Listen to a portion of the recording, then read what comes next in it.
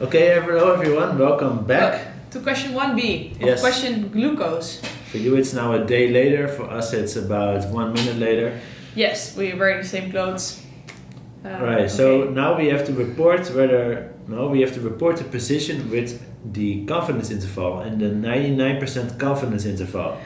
Again, this question is 5 points of 25, so think about this when you're gonna start to answer a question. Okay, so the first thing we see is that we have to do something with the confidence interval. So we have learned a few ways to do this. Basically, two things. So if we want to report it for the mean, then we use the t distribution. And if we want to do it for the precision, then we use the chi-square distribution. Squared. Yes. So this is of course what we're going to do, because we have to report the precision or the confidence interval for precision. So chi-squared it is. Yes. Okay. Okay, to report the standard, to report the distribution of the precision, let's say, we need to have a precision, so standard deviation. And because you just performed the Levene quadratics test in 1a in our previous video, this would have given you a standard deviation that is pooled. So you can use this pooled standard deviation. I think it is 18.5848, something like this, 18.6. Mm-hmm. Let's talk about alpha. What would alpha be in this case? Yeah, so we do a 99 confidence interval, so I think alpha would be 1%.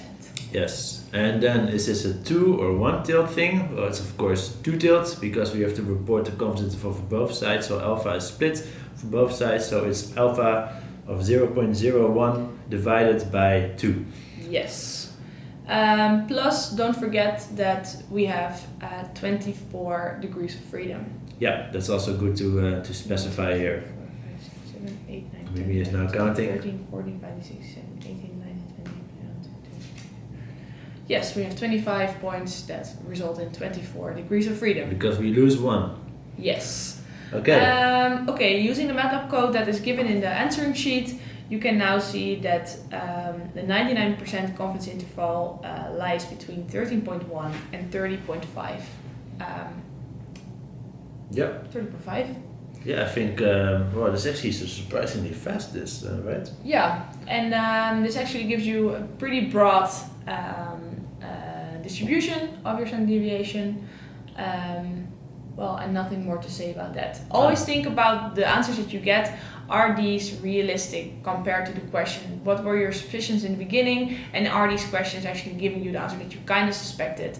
Because if you get a standard deviation running from -100 to 200, you know that something went wrong. You might have forgotten a zero somewhere, or maybe your confidence, your alpha wasn't 0.01 but 0.1. Think about all these things when you're getting your answer, and to check whether you did the right things. Because if you know that you did something wrong, you know where to find your error.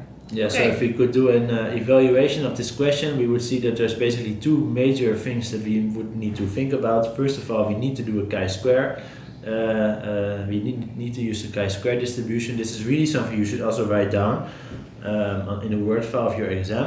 And the other thing, of course, is that alpha is 0.01, and also that because this is a two-tilt thing, you have to divide them by 2. Mm-hmm. Maybe you could also, yeah, of course, the degrees of freedom here are also important. And then finally, like you said, Mimi, you have to think about whether the answer makes any sense. Yeah. And I think with these things, even though yes, you can just copy paste your MATLAB code from the homework stuff that you did, it still requires thinking, what am I supposed to copy and paste, and what does this answer mean? Does the answer make any sense? And if you think about, like, it looks like a really, really broad distribution, but you are giving a 99% interval, and that's a confidence interval, and that always gives you something broader than, for example, a 95% interval.